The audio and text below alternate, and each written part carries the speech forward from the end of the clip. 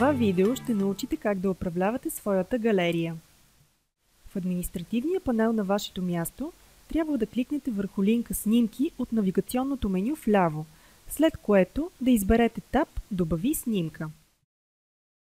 Чрез бутона Избор на файл ще имате възможност да изберете снимка от компютъра си, която да добавите към галерията си. След като изберете снимката, можете да добавите описание към нея в полето Описание. Натискайки бутон Запази, снимката се запазва в галерията ви, като автоматично се визуализира в таб Снимки.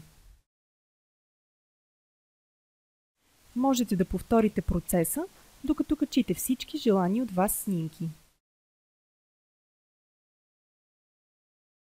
От таб Добави заглавна снимка можете да добавите заглавна снимка за вашата страница, като качите снимка по аналогичен начин. След натискане на бутон Запази обаче ще се визуализира нов раздел, в който ще имате възможността да изрежете определена част от снимката, за да се напасне точно към големината на заглавна снимка. След като направите вашата редакция, е необходимо да натиснете бутон Отрежи, за да бъде запазен вашият избор и отразен в заглавната снимка на страницата ви.